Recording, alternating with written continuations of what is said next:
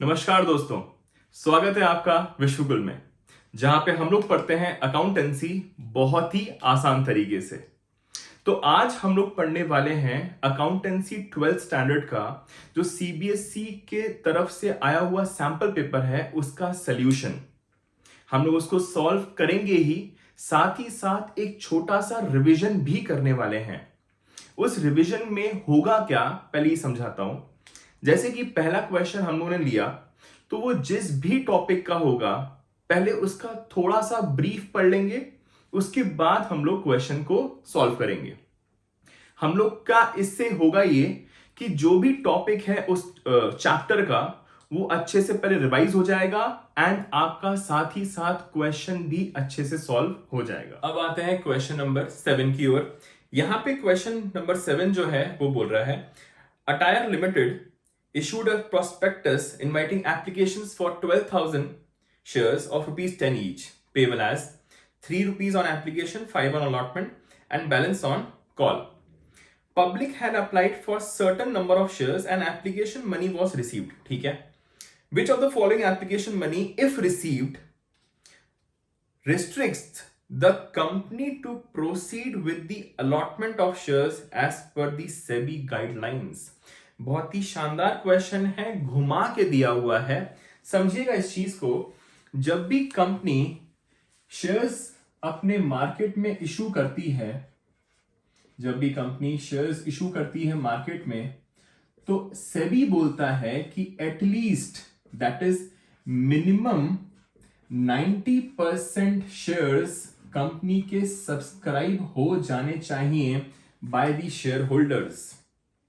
इसका मतलब यह है कि अगर कंपनी 100 शेयर्स इशू कर रही है मार्केट में, तो एटलीस्ट 90 शेयर्स इसके सब्सक्राइब हो जाने चाहिए by the share holders.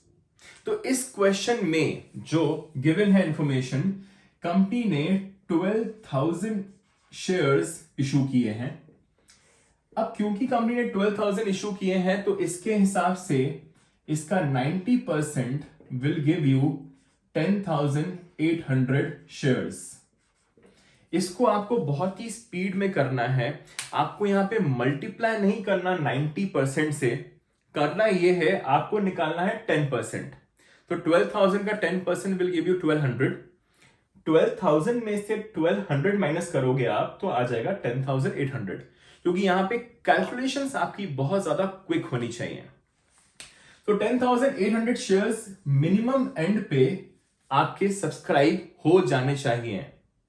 Question में लिखा गया है जो अमाउंट बुलवाया जा रहा है that is 3 rupees on application, 5 on allotment and balance ₹2।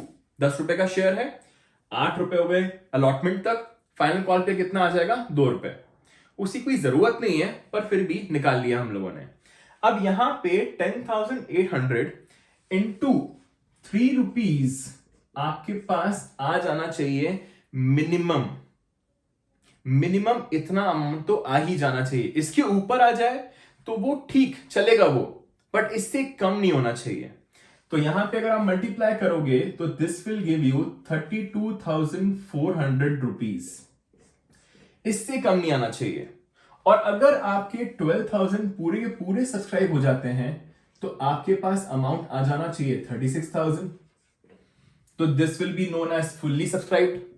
This is under subscribed, but ये चल जाएगा जब तक ये 90% से नीचे नहीं हो रहा।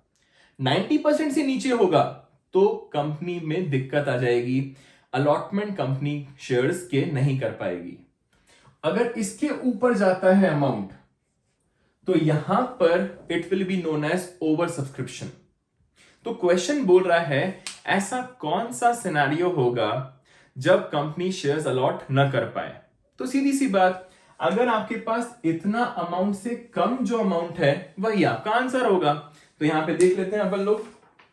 यहां पे लिखा हुआ है 36,000 तो फुल्ली सब्सक्राइब्ड, 45,000 तो over subscribed, 30,000 is the only option जो 32,400 से कम है। तो यहां पे क्वेश्चन का ध्यान दीजिएगा। क्वेश्चन ये भी पूछ सकता है कि कब आगे बढ़ सकते हैं, तो 32,400 would have been the correct answer, but यहां पे बोल रहा है रेस्ट्रिक्ट कब करेगा, तो उसके लिए 30,000, that is C is the correct option. ठीक है, तो ये खत्म हो गया हम लोग का क्वेश्चन नंबर 7 भी। अब आते हैं नेक्स्ट हम लोग क्वेश्चन नंबर 8 की ओर इन दी नेक्स्ट वीडियो।